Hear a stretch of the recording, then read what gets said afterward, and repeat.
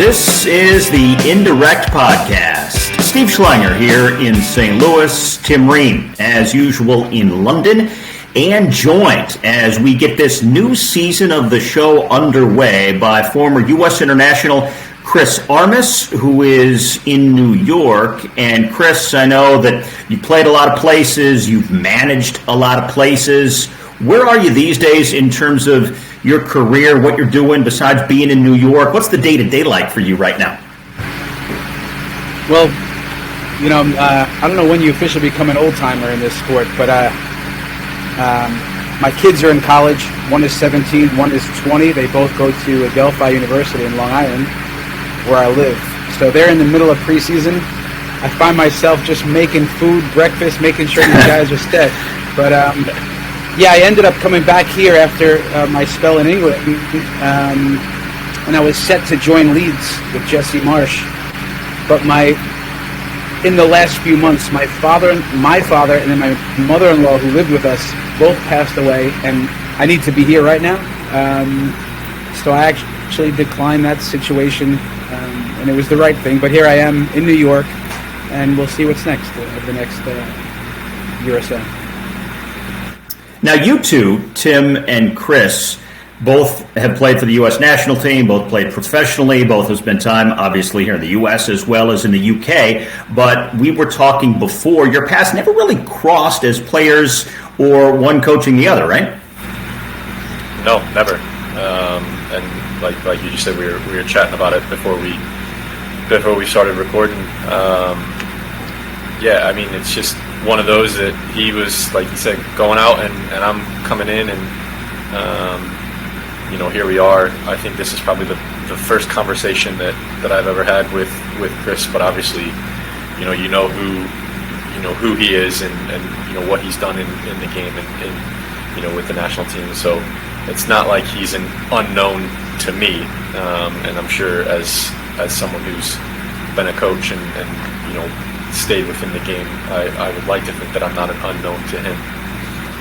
Now, Chris, weren't you thinking to yourself, who is this guy? I mean, how is he possibly on the national team? I mean, I could slice him up, 3 different ways if I want to. Listen, I think when I was leaving MLS, we probably just missed each other in Chicago. I think you came in on some, I don't know if it was Chicago Fire. What we did? Yeah, it was the PDL. I was leaving. With the PDL team. You were PDL. I mean, we heard about you. I was an assistant coach the year after I finished playing, which was finished playing end of 2007. I hopped on the staff in 2008. So I had been there 11 years in Chicago. So I knew you, but then I leave Chicago at the end of 2008.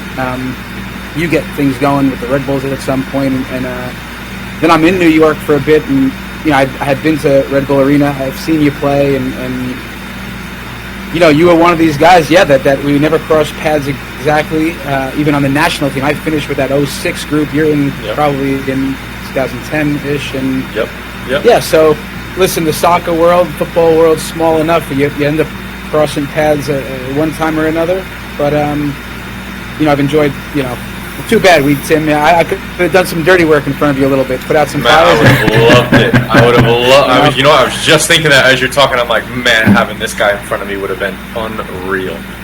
And you would have had to put out some fires for me, and I know you could have. So, but yeah, man, we miss each other by a little bit, but here we are.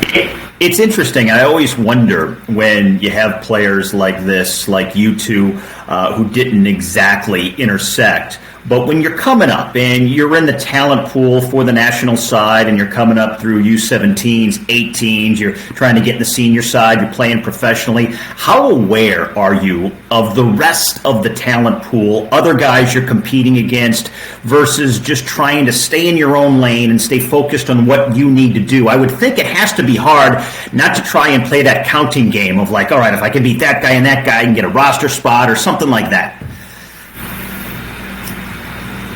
Yeah, look, I think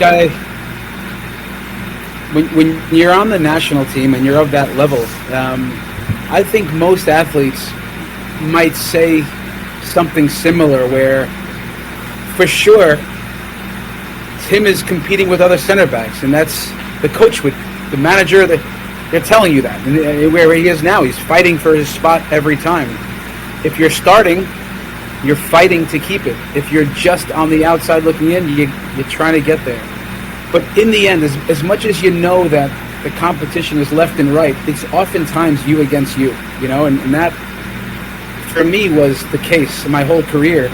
I knew that other players, whether it's Pablo Mastroianni or Richie Williams coming there, or John O'Brien, or I ended up being a starter on the national team my entire time, essentially. But I knew I couldn't let it slip, and it was me who couldn't let it slip. Right? Those guys weren't trying to do anything to throw me off, essentially. But it's oftentimes athletes the battle you against yourself to be the best you can be every single time. Repeat that. Never get too high, too low.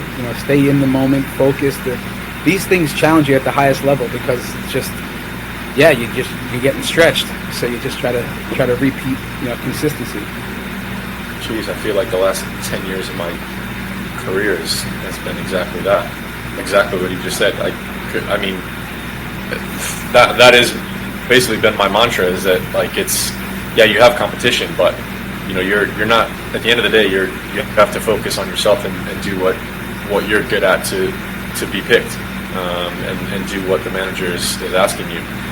I didn't have the luxury of going through the under 17s, the under 18s. I did nothing with kind of the youth teams, and it was only once I turned professional that I had any sniff of national team stuff. So you're aware of guys, when I don't know how far back it goes, but we had ODP, and then it was, once you had ODP, the regional team you had down in Bradenton, and that's kind of where all paths kind of led. And I was never on any of those teams, but you knew who the best players were in and around your region, until once you got a little bit older and you started playing these guys in college. But Chris is exactly right, and that's my focus has always been the day to day.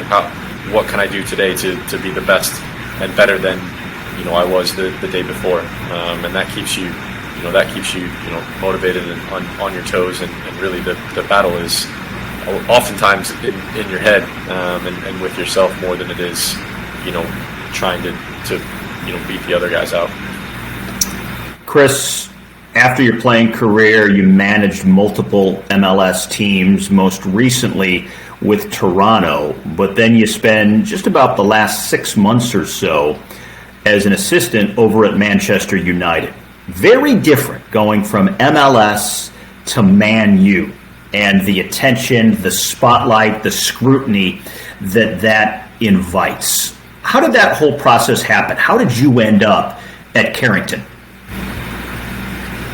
Well, Ralph Rangnick, the manager of Manchester United, the interim manager while I was there that brought me, he was the manager for Leipzig in Germany, and he became the global sporting director essentially for the Red Bull teams, New York Red Bulls being one of them, Salzburg, Bragantino, Brazil. So every year there's a little bit of sharing going on. Ralph would come to New York and watch me coach. He would come to meetings. He would video sessions, watch the game, spend a little bit of time in and around the team, in and around watching me, and then together we would talk, and he would evaluate. He would share this or suggest something, which was great. On the flip side, in the off seasons, with Jesse Marsh initially, but then on my own, I would go to Germany, and I'd watch what they were doing. I was able to see, Salzburg. I was able to see what was going on in Germany, watching Ralph Rangnick, and then, I got to see a bunch of the managers, coach and train. So, in the end, when Ralph needed someone that understood the playing style, the philosophy, that he's comfortable coaching, he called me in December or late November of last year and asked me if I want to go to Manchester United. So it was a quick phone call. And I've known Ralph. Listen, when they're in the middle of Champions League in Germany, you show up, an American showing up, you're really just a fly on the wall, right? So it's not like it was this close relationship all the years, but I think there was a respect, of course, me to Ralph, but I think he was watching and thinking I understood what I was doing. So I understood the phone call, but I quickly accepted the offer to join him, and then there I was at Carrington and spent the next 6 months just pushing in a really difficult league at an amazing club, at a big club with a lot of scrutiny, but at a difficult time, I think, if we're being honest. Yeah, I mean, clearly they have been, over the course of really the last decade, in a tough spot, and things have not gone well. They keep trying to fix it. It seems like it gets worse, and they're off to a slow start again this year as well, or at the bottom of the table. What was the most difficult part for you when you arrived and throughout your experience? When I arrived, there was no difficulty. Maybe driving on the other side of the road, right? There was little challenges actually being there. But when I arrived, I mean, it was, and throughout the 6 months, the people that at Manchester United, the players, the staff, extended staff, incredible, really, like top people. So the transition was seamless, honestly. The challenge was that I wasn't going there just to say, oh, this is good for a resume, or that's kind of cool. I really was going there to help and to really move the needle and to finish top 4 and to make a splash in Champions League. And I think in the first 20, 25 games, we didn't lose much. And I think Ralf Rangnick, the thing that he did best in that stretch was he brought stability to the team. So we felt like, we see that there's some challenges here. We see that, every game is difficult and where we're at, but we were getting some results, and we put ourselves in a really good spot towards the end of the year. Even at Arsenal, we're fighting for 4th. But the challenge was just what you said before, that there's such scrutiny. There are some changes probably needed. At least you're thinking that. Ralf Rangnick is, every article that comes out, it won't not mention that he's an interim, right? It doesn't help. Like when Ralf Rangnick's trying to bring messages, it's not. I mean, he picked every lineup and made every decision. So, but that wasn't even given the support from the outside. They didn't. No one was trying to help that club with stability, right? I think on the outside, a lot of people love to hate that club, rightfully so. They've won so many championships and titles and trophies. So as you're trying to, not that you're trying to build a house in a hurricane, but you take a step forward, and then I'm telling you, because I was on the inside and you know exactly what's going on, things are being said on the outside that are completely untrue. But that narrative became, I think, detrimental to trying to build a team. So everything that I'm about, and Ralph, we're trying to really bring this group together. Players together, style of play together, trying to, quiet the noise on the outside. But listen, that was a challenge. So there's enough, your opposition gives you enough to worry about. But, when you're really trying to, listen, to survive in that league, Tim will tell you, he's been there a few times. It is a dogfight no matter what.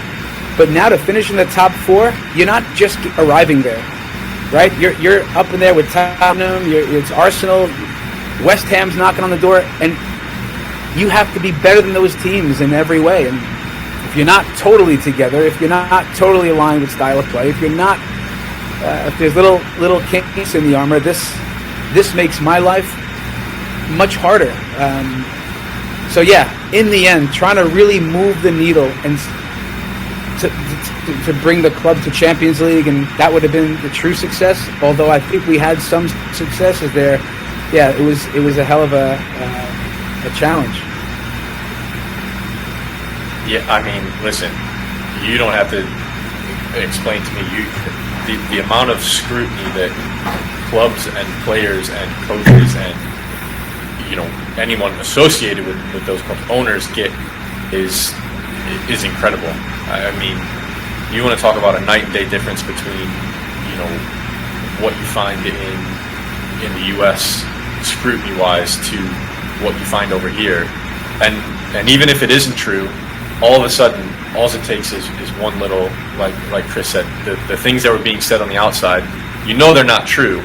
But if you have, players that may have a little bit of that, they're on the fence. They're not really sure what, if they want to completely buy in because the staff is deemed interim, or if they want to, kind of hold themselves back. All of a sudden, all it takes is one message or one article in the media, and it's like, okay, maybe someone's leaking this, so maybe that is true. Maybe and all of a sudden it's like Chris said, they're just little chinks in the armor, and it's impossible if at a club like that to get everyone pulling in the same direction all at once when you have as much negativity from the outside. It's such. Listen, I'm at Fulham as we all know, and when you see a negative article or guys are talking about it, it affects so many different areas of the club. So I can't even imagine that level that you've gone into and come out of with seeing everything from the inside. Well, Chris, when you say that there were things that were mentioned in the media outside of the team bubble that just weren't true, what's a good example of one or two of those things that weren't true that was often talked about?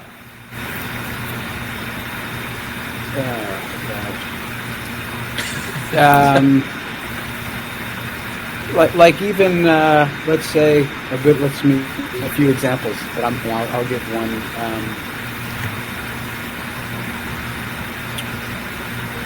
Like the training. So that Ralph Rangnick and Chris ARMAS, they're outdated training methods.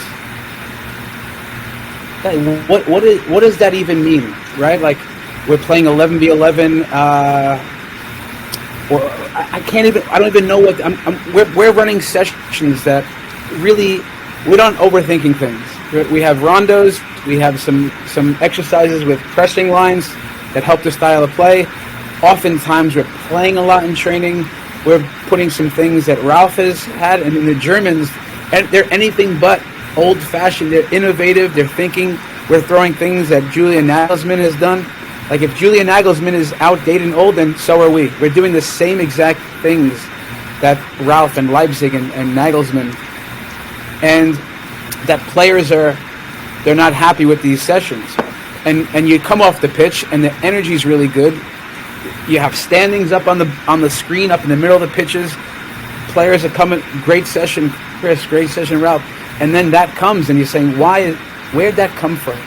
And why it's not even that it's a leak, right? I can't even accuse anyone, but where's that coming from? And that's an example of when all of a sudden you can feel the energy is contagious from player to player, from player to staff, from staff to a player, and we're right there. We're right there now in fourth, and this negativity starts coming. It's like the timing of this, it's just not whatever. So there's things like that, and honestly, there was just a lot of these, the noise, which, listen, it didn't change the way anyone worked over there from our perspective, but again, as you're trying to build something, and then you take a step forward and then a step back, it just makes it hard.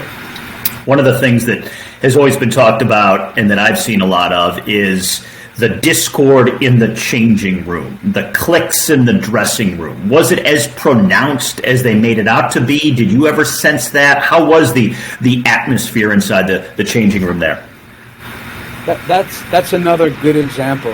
And there'd be so many days where I'd walk by the changing room, and when you're a staff member, you're not going you walk by because the boot room's there. I'm not popping my head in and making it, but you can hear it for sure. And if you look away as you walk by, guys are dancing. We have Spanish music. We got the Brazilian guys.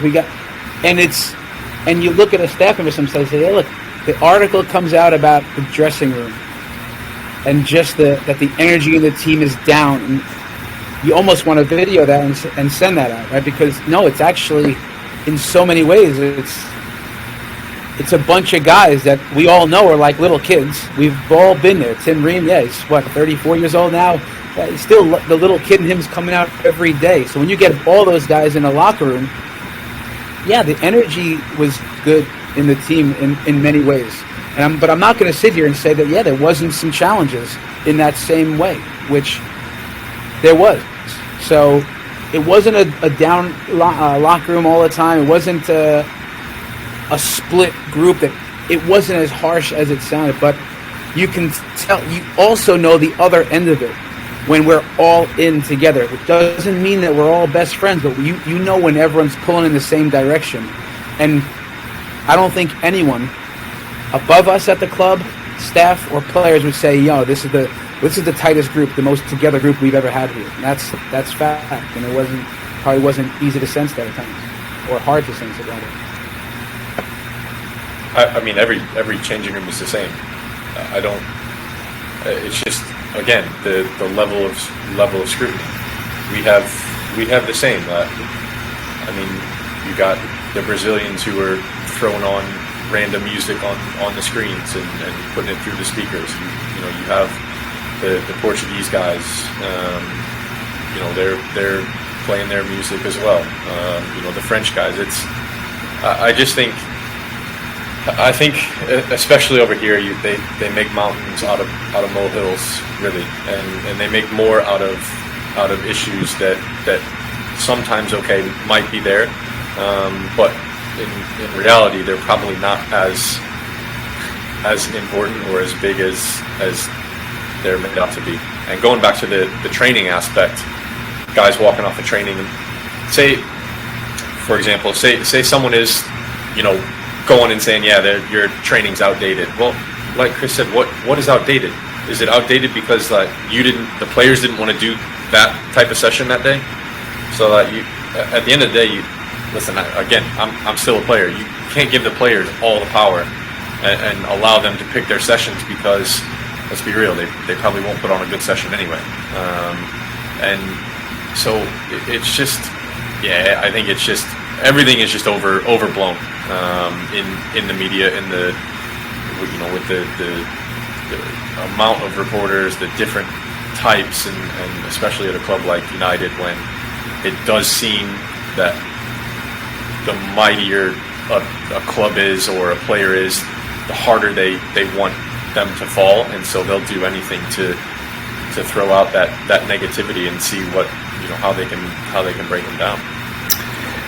Chris, how difficult was it going in with the interim tag for Rangnick's reign there? Because when you hear that, and it's an unstable situation to begin with, on the outside you're thinking, oh, this just can't be good. How are these players going to buy in? They know a new regime's going to be coming at some point down the line. And then, every few days you're hearing different names. Is Pochettino going to leave PSG? Is Conte going to take the job? All of these different stories are being floated out there while you guys are trying to do a job that is probably not going to be long term. How hard is that? Listen, it's in that business, and again, I'm speaking from experience as a coach and a player. When I was a player back in the day, at the end of my career, you had more of that social media stuff that was brewing, and you can hear how I'm starting on the national team and Chris ARMAS sucks, right? That's what's being said. So you're starting on the national team, yet there's a group of people who are making the noise, right? It's not like Mrs. ARMAS is calling saying, "Hey, Chris ARMAS is great." It's a group of people making some noise. So I've been around that, even when you're doing really good work. So over there, when you're hearing these things, or you have an interim thing, and they're mentioning a Pochettino, it is what it is. We're here, and we only can control what's in front of us on that day and in front of us. So. Everyone, Tim wants to hear probably that he had a good game. And especially if he had a good game, hey, Tim, nice job. He probably doesn't even need it, but it's always nice to hear something positive, right? In the end, if there was some good work being done from Ralph and his staff, yeah, that was not being talked about. So, whatever, get to work. So, but it was the opposite, right? So no matter what was done, there was a lot of negativity. And yeah, I mean, even when Ralph was doing well, it would have been nice for a staff member to hear that Ralph Reineck, for him, because I see how much he's putting into it, that maybe even if it wasn't true, like, could it have been, Ralph will be considered in May or June. Ralph will be considered Ralph. And it got to a point where that was not the case. In the end, it didn't change, I don't think, how many points we got and even how we played. In the end, we worked as hard as we could. Ralph would come early, he'd leave late, we were in on it, we work on off days, we gave everything we could to the job. That was the job, that's what we signed up for. I would take nothing back if I could. We gave everything, but it was an incredible challenge, and yeah, that made it a little bit tougher, but I mean, that wasn't surprising showing up at Manchester United. We understood that. Was it hard being an American going in, trying to get the respect and just get players to adopt what you were saying? Because, let's face it, it's Man United, it's the UK, they have a certain idea of where they stand in the hierarchy of world football, and sometimes they can look down on Americans. How do they view you? I think it's twofold. I think the media at times, the Ted Lasso stuff got thrown out there. I don't know where it comes from. Again, you're an American working over there. Okay, it's a coach. It's Ted Lasso, and then Jesse Marsh heard some of the stuff as well. So, but again, that noise. I don't read this stuff every day. I'm not on the phone. I'm not. I wish I had more time to just scroll. I don't. So, my family back home would hear more about that. And it could be annoying to them, but. Honestly, if people are talking about me coaching at Manchester United, when I clown that, I'm at Manchester United and doing some pretty good stuff over here with these guys. And where the second part, it's and at the end of it, I'm 49 years old. I'll be 50 in a few weeks.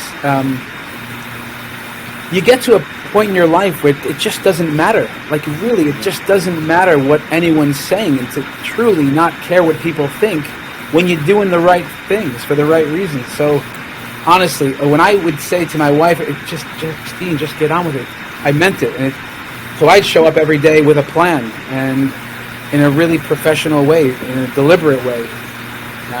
I know what good looks like. I know what great looks like in terms of playing, in terms of coaching, in terms of training methods. If they threw me into 5v2 with Bruno and Cristiano, I could survive in those games at 49 years old. And I earned respect as more time went there.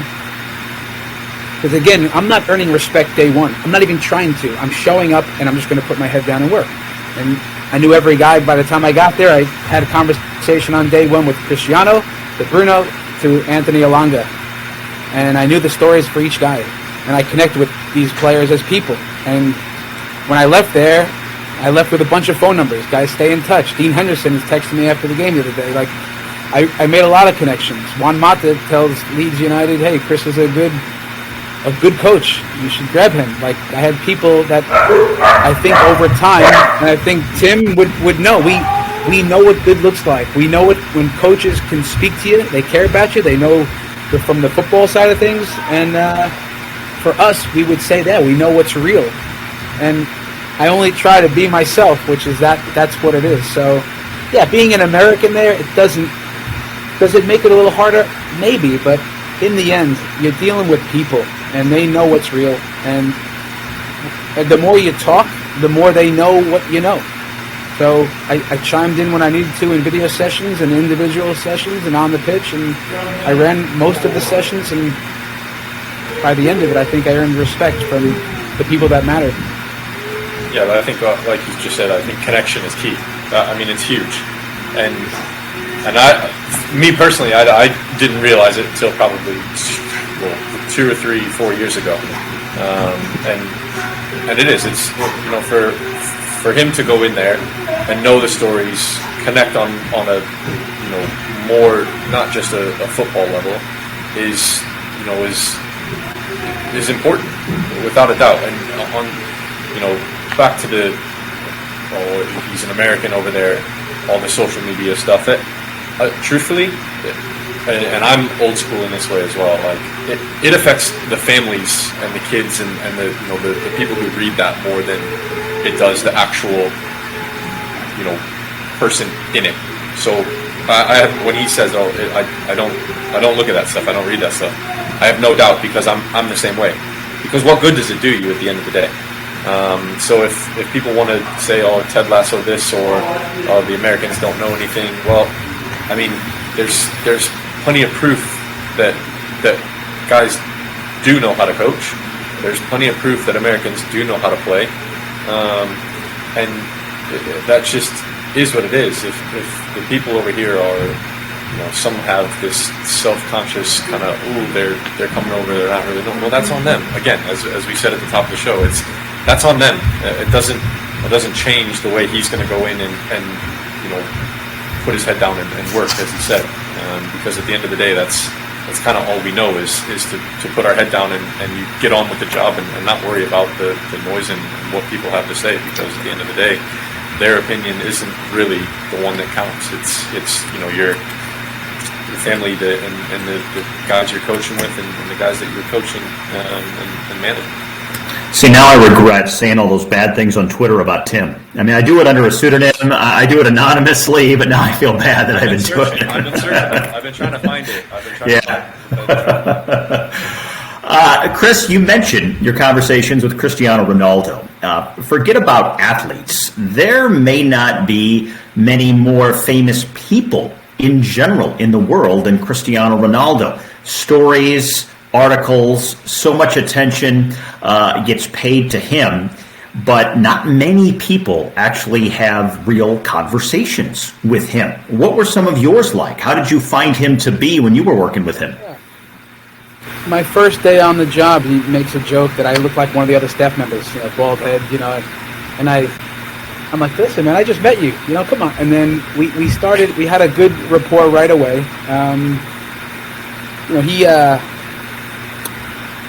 He sought me out a few weeks in to talk about a few things about the team, and it almost came out of nowhere to me. I was surprised he wanted to talk to me about it, but it was, I think he felt like I was a guy he could speak to, a regular guy, listen to some of the things, and he offered, "Hey, if you need some help, I'm here." So I think he's like most athletes and people that he's a regular guy. He's safe at the training ground. He can be himself and kind of be comfortable where he's not on the outside world where he's Cristiano Ronaldo. And at training, of course, he is, but he can be much more himself.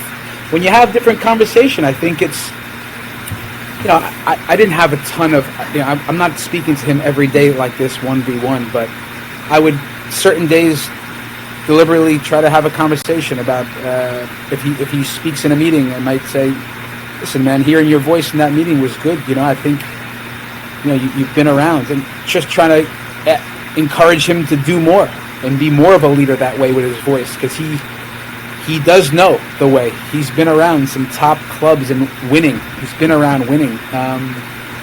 So there's little conversations here and there like that. We might talk a little bit of tactics or something on his role or something. And he might say, "Well, what about this?" And say, "Well, no, I think it's easier if you just force it that way, Chris."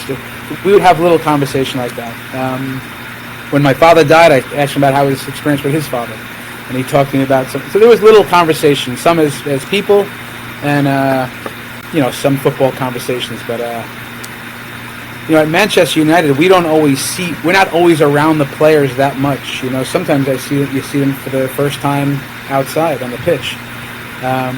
In MLS and Red Bull and Chicago, it's very different. You're around the players much, much more.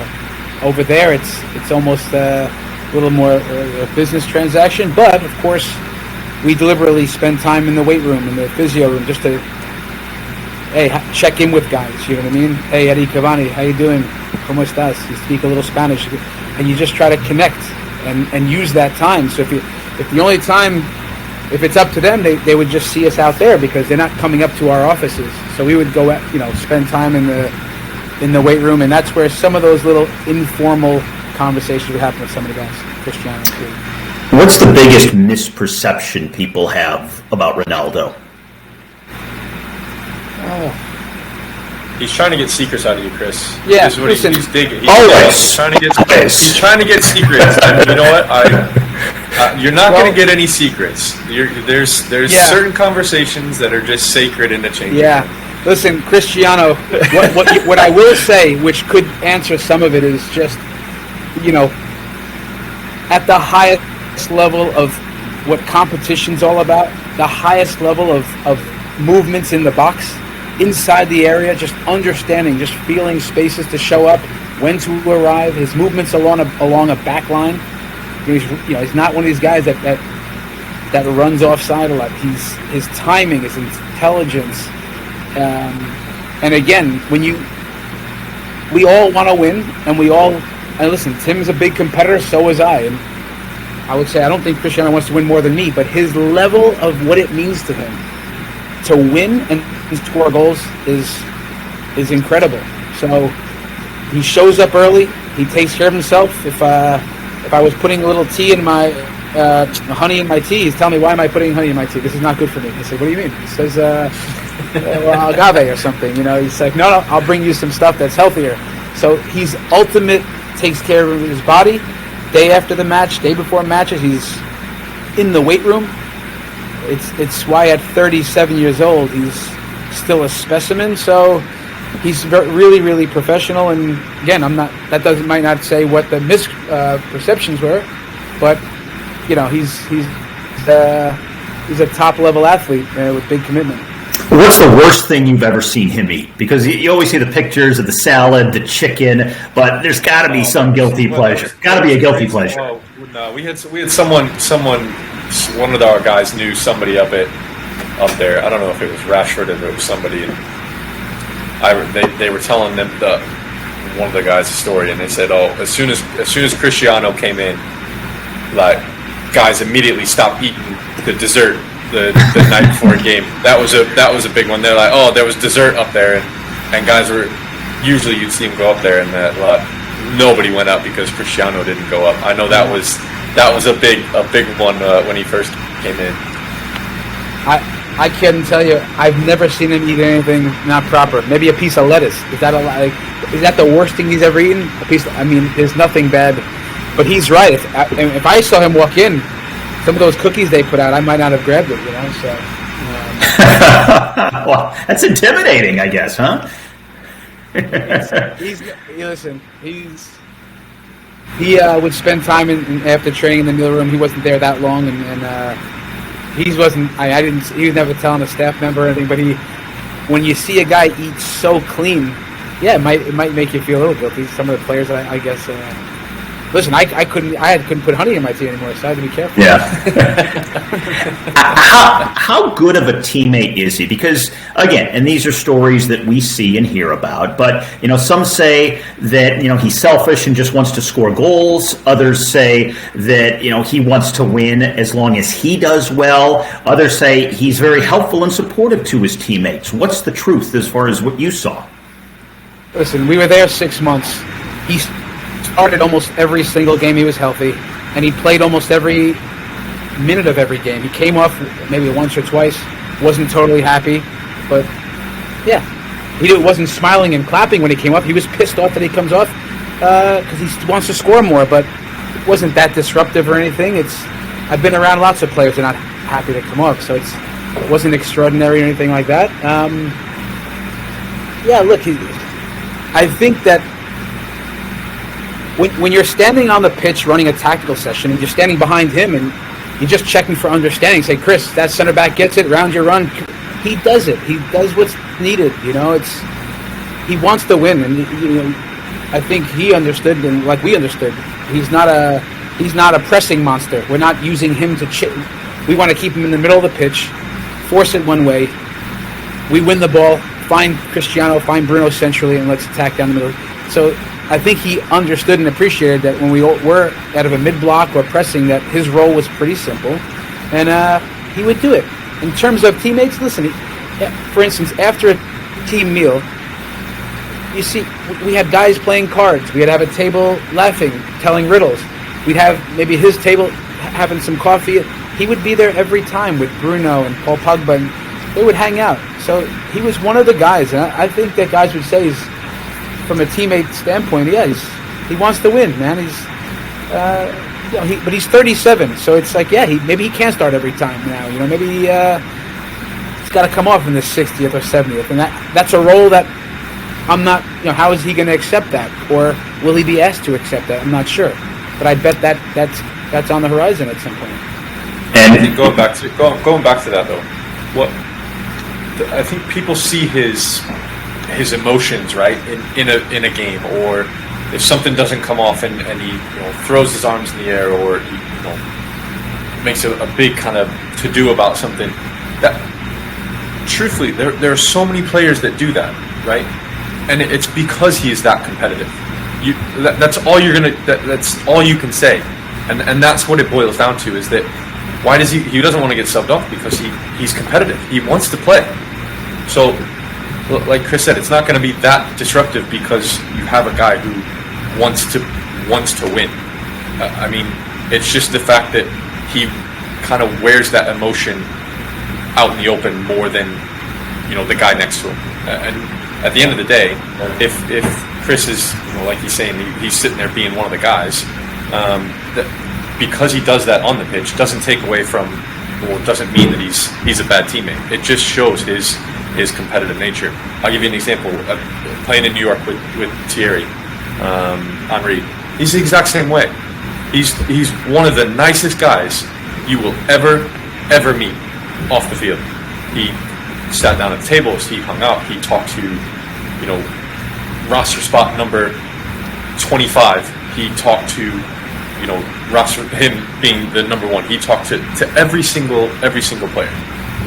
And that didn't change just because a ball wasn't played to him correctly and he threw his arms up in the air.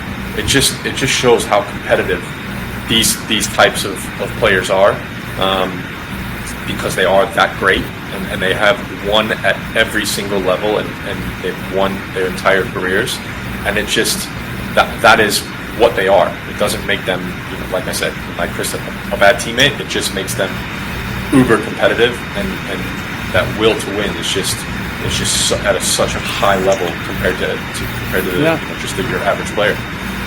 What's interesting is if you just thought about his world, which we don't live in his world, which right, and Tim's more in that spotlight for sure. But when you have bodyguards or another vehicle that you have to follow, or when you get to training, like,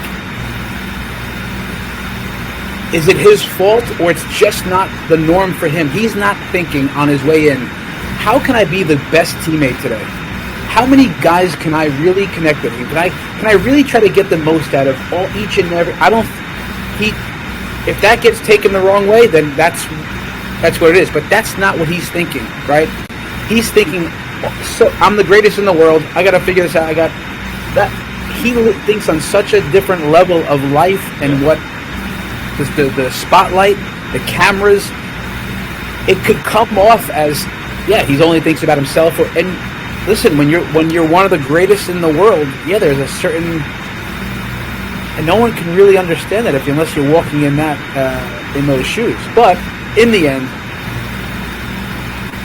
what you asked him to do, he would do. He trained all the time. He's 37. He wasn't trying. He would try to conserve himself for weekends, but that's a healthy guy. He's engaged in video sessions. So yeah, I mean, can't complain too much. But listen, like Tim said, when you have a personality like that could, imagine if a guy wants to take a cookie and might think Cristiano, it has an effect. So did Thierry Henry would have an effect in that locker room. So did Risto Stoichkov when I played. Yeah, like if I didn't pass him the ball, he's screaming at me in every language, and okay, like it has an effect. The way you show up, the way you dress sometimes, even because you don't want to show up looking like something when some of these big profiles are around. Right. I think back to something that Andrea Pirlo said when he was managing Ronaldo at Juventus, and he said, you have to remember that with Ronaldo, you're not just managing a player. You're not just coaching a superstar. You are managing a multi-million-dollar corporation. So you have this player who's part of your squad, but he is also responsible for basically a corporation that is Ronaldo. And it's kind of hard to get your head around, but I see what he means. And I would see how that could make things kind of complicated. As you mentioned, with the bodyguards and with so many other things going on in his life, to be able to boil it down to just football when it's time for football, I would think that in and of itself would kind of be challenging for him. I think, listen, towards the end of his career now, his ability to focus on the task, his ability to, turn, when the lights come on, right, he's ready to go. I think that's something that he obviously has trained himself for. Maybe he's above average than many. Maybe it's something that he really is deliberate. The sports psychology, the mentality to really focus in on it and be in the moment. I mean, this is how he's gotten to where he has, to execute in that moment of truth type of thing. So, listen, it's hard to understand even I haven't had a conversation with him about that, but the Michael Jordans of the world, the Cristianos, it's hard to, when you watch the series about Michael Jordan and hear how he talked about things and how he was a little bit on an island by himself at times, a lonely place. Michael Jordan was just trying to figure out he was testing people all the time to figure out who he could count on come playoff time, right? So Cristiano just wanted to win. So yeah, I mean, how much of what he does and says is deliberate, I'm not sure, but in the end, he's been part of winning and major success. But yeah, that's a big personality in the team. And right now, you can ask, is this best for the team? Is it not for the team? Is Cristiano this the right moment for him to be at Man U? Should we get other players to be with Cristiano? Should we there's lots of questions that people are asking. So because it's not easy. Well, that's a question I wanted to put to both of you. Is what is best for both Ronaldo and Man U right now? And what's going to happen 6 months from now? After we get, let's say, past the first of the year, where's Ronaldo going to be playing? Where's Man United going to be sitting in the table? Tim, you first. Can I just not? Honestly, I don't know, because you look at him and he still brings quality, right? The amount of goals that he scored last year. He can score goals. He can bring to the team, something special and help that team win. If again, and this is a big if, because we were talking about the media and social media and the different press leaks and whatever. If it is true that he wants out, how much of that is having an effect on the rest of the players? You don't know, because we're not in there, and we're not inside that changing room. We're not inside having conversations. I don't know. If he wants out, then again, because of his personality, then is it best that for them to let him go? If he doesn't want out and it's all noise and it's disrupting, well, then that's maybe something that needs to be addressed by one of someone in Ronaldo's camp, or someone from the staff at United, to kind of dampen that noise. But yeah, I mean, him wanting out and still being there and then basically putting the shackles on him and telling him he's not going is not going to be good for anybody involved. So it'll be interesting to see what happens here in the next, what do we have, 14 days, 2 weeks left in the window. So I don't know. I don't know what the best answer is, to be honest with you. Chris, I know you got the best answer. Yeah, no, listen, Cristiano's meant a lot to that club. He's, especially, 10 years or whatever, he's been a big piece of that club and helping build along the way, and now he's back, and even now I can see that he gives an awful lot. Having said that, that club, maybe above all, with Sir Alex, was always that no one's bigger than the club, and the club has to make a decision. But I think first and foremost, they need to support the manager. They've brought the new manager, Eric Ten Hag. He's a good manager. We've seen his teams play at Ajax. We see that they competed in Europe. They've gave him a few signings now, but the team does need some change, and it's not just a preseason where he really tried to tighten things up over there, right? More rules, a little bit stricter on many levels. So, but with the roster and with Cristiano, I think they need to help. So they need to know, what does the manager want? What does truly he want? I mean, there's 1 year left. Is Cristiano there for one more year? Is it 6 more months and they can figure something out? I don't know, but if the manager wants him in the plans, then help put all the other pieces in place and then give him some time. If he doesn't want him there, then I think they should help not have him there.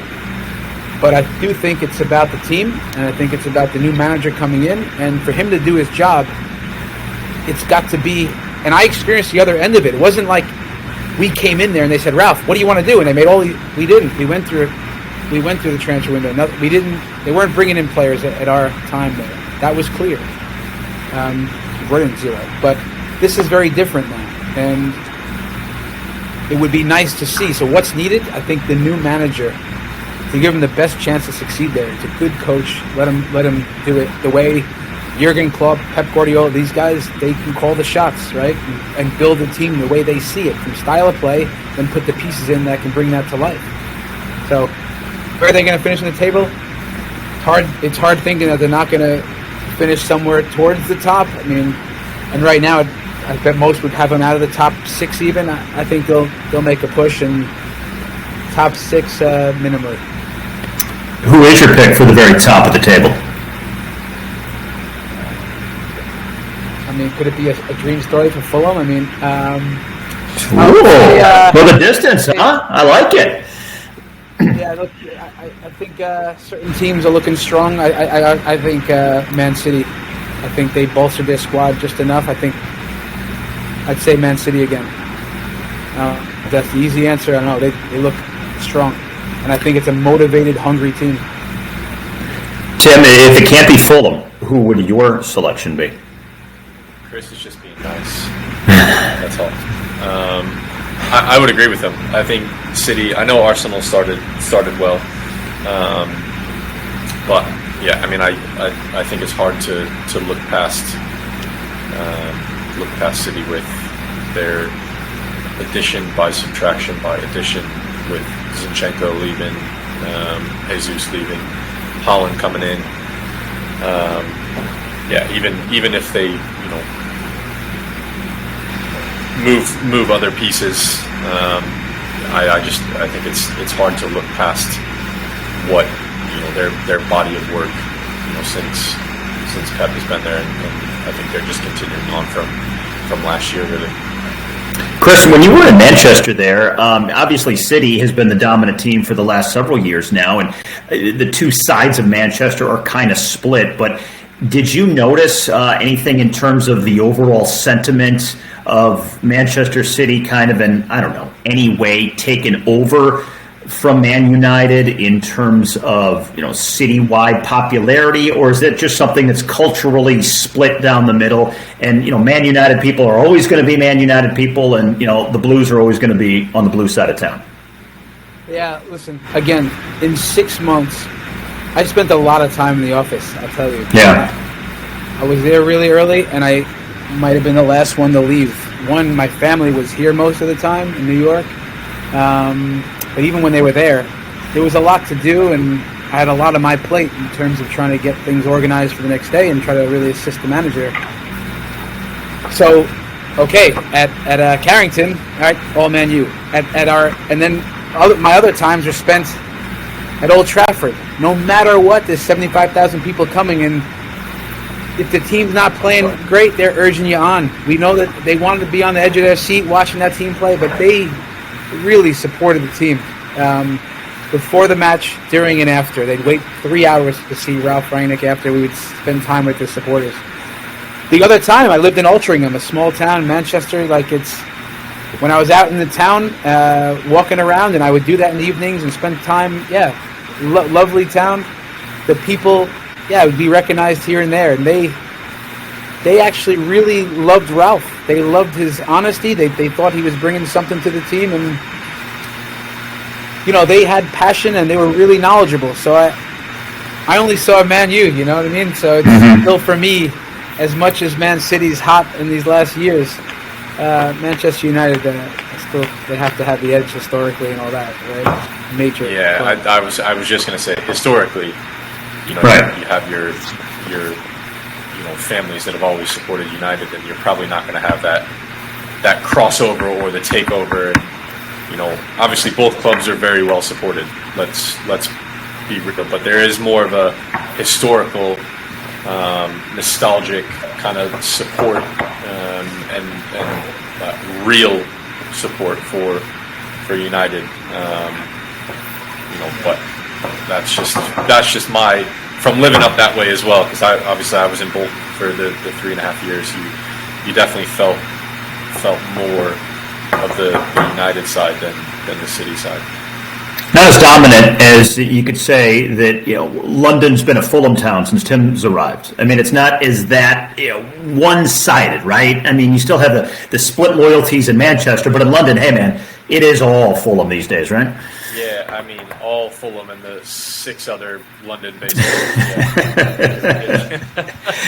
That's funny. It's something that I think a lot of Americans may not realize, just how many clubs are in London. You think of the American sports, whether it's the NBA, the NHL, MLS, one team, one town for the most part, except for LA and New York. But, in London, there's a football club on almost every block.